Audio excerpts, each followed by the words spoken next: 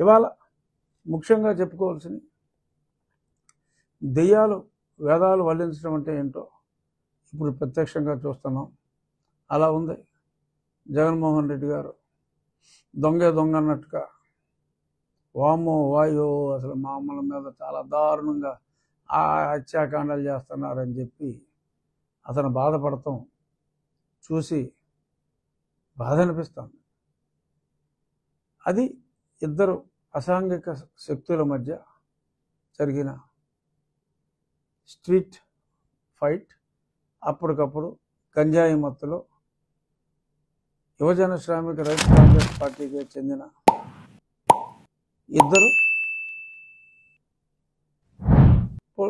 ఒక అతను పొడి చేశాడు, చనిపోయాడు. వాళ్ళిద్దరూ ఒకప్పుడు ఒకటే గ్యాంగ్. దెబ్బలాట్లు వచ్చినాయి, పొడుచుకున్నారు. ఆ మొమెంటరీగా అదే పార్టీలో వాళ్ళ మధ్యన వ్యాపారాల్లో తగాదాలు, పంపకాల్లో తగాదాలు, దందాల్లో తగాదాలు ఉంటే అల్లాళ్ళు పొడుచు వస్తాయి. దాన్ని ఒక సమస్యగా మార్చి చంద్రబాబు నాయుడు గారు మీద దాడి చేయటం అనేది నీతి మాలిన చర్య. ఎవరు కూడా హర్షించరు. మరి దానికి కూడా కొందరు దీన్ని ఈ ప్రభుత్వంలో భారతీయ జనతా పార్టీ కూటమిలో ఉంటే ఒక పర్టికులర్ మతం వారికి ఇక రక్షణ లేదా అని. పొడిచింది ఎవడరా? పొడిపించుకున్నవాడు పొడిచినోడు అదే మతం కదా, వేరే మతం వాడు కాదు కదా. మరి ఎందుకు అలాగా? మరి కొందరు సమాజంలో చిచ్చులు పెడతానికి ప్రయత్నిస్తున్నారు, పేర్లు అప్రస్తుతం. అది బాధ అనిపిస్తుంది.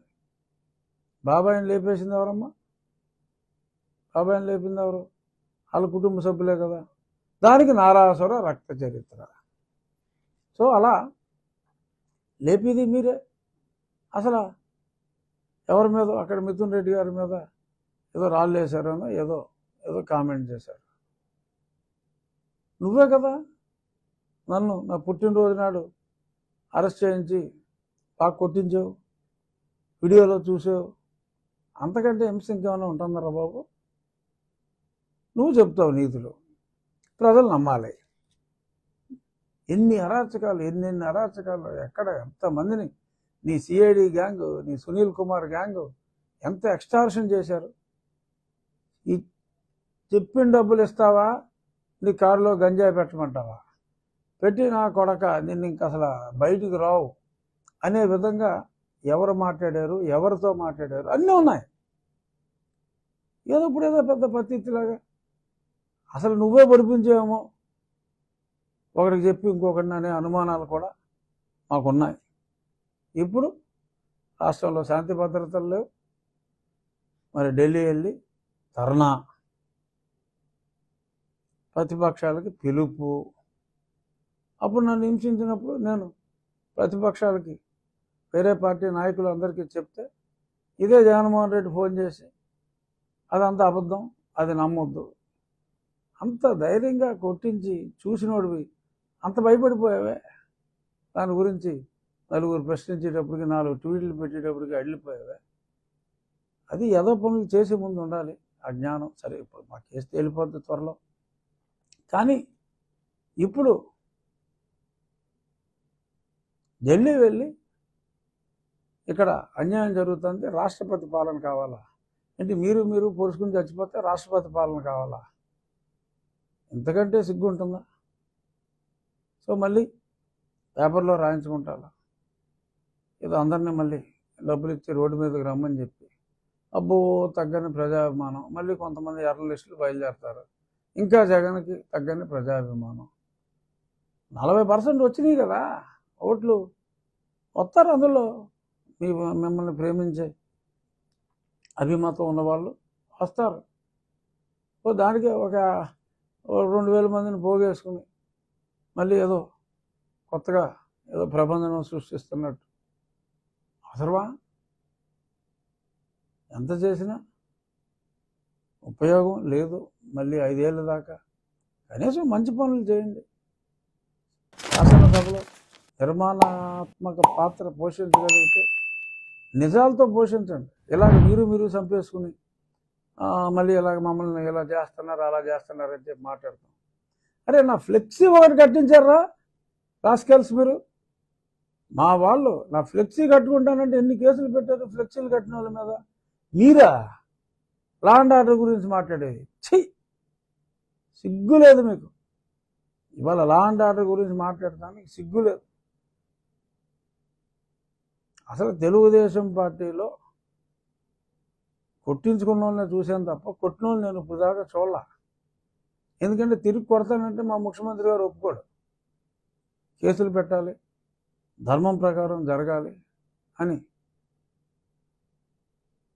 మనసులో కష్టంగా ఉన్న నాయకుడి మాట జబదాటిన వ్యక్తులుగా ఎంతో సంయమనం పాటిస్తూ మా పార్టీ వాళ్ళు ఎవరో ఎటువంటి గొడవలుగా ముందు రాకపోతే మీరు కొట్టేసుకుని ఒకరికి టీడీపీ కలర్ వేసేసి కొట్టినోడికి టీడీపీ కలరు, కొట్టించుకున్నోడికి వైసీపీ కలర్ వేసి మరి ఈ రకంగా మీరు అక్కడికి వెళ్ళి ఇలా మాట్లాడటం.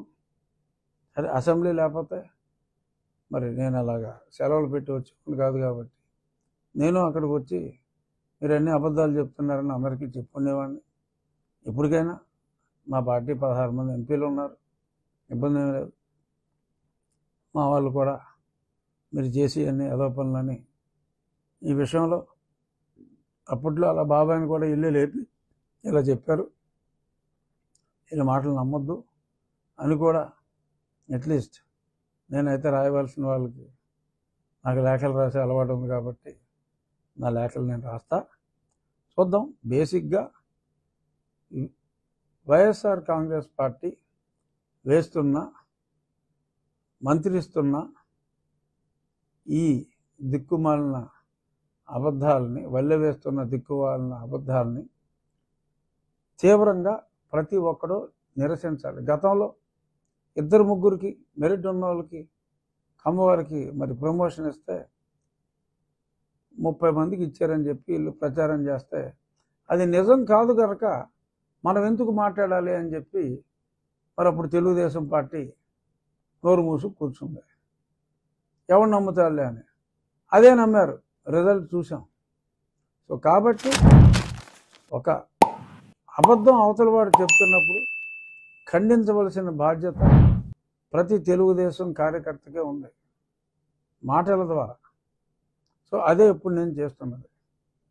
మనం అందరం గలం ఎప్పుదాం.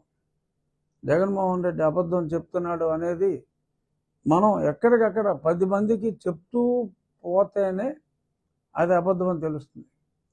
లేదంటే ఎక్కడో ఎవడో కూర్చుంటాడు, ఈ పేపర్ న్యూస్ అవుతాడు, జగన్మోహన్ రెడ్డి ఢిల్లీలో ధర్నా చేశాడు, అమ్మాయి అప్పుడే అక్కడ చంపేస్తున్నారంట, అదంట ఇదంట అని. సో ప్రతి ఒక్కడు, ప్రభుత్వమే కాదు, ప్రభుత్వానికి ఎంత రీచ్ ఉంటుందో మనకు తెలియదు. మనం అందరం కూడా ప్రతి ఒక్కరికి అక్కడ పొడిచినోడు, పొడిపించుకున్నాడు, హంతకుడు, హతుడు ఇద్దరు అతడు పార్టీయే అతని పార్టీయే అని చెప్పి మనం చెప్పవలసిన అవసరం ఉంది. But at the same time నిజంగా ఎక్కడైనా ఏదన్నా తప్పు జరిగితే బాధ్యతాయుతంగా జగన్మోహన్ రెడ్డి ప్రతిరోజు అసెంబ్లీకి వచ్చి మాట్లాడితే అతని గౌరవం పెరుగుతుంది. ఆ రకంగా ఉండాలి అని చెప్పి మరి జగన్మోహన్ రెడ్డి గారికి మీడియా ముఖంగా తెలియజేస్తూ, నిజాలు చెప్పండి, ప్రజలు గౌరవిస్తారు. అబద్ధాలు చెప్పకండి, ప్రజలు మళ్ళీ తిరస్కరిస్తారు. ఇది జగన్మోహన్ రెడ్డి గారి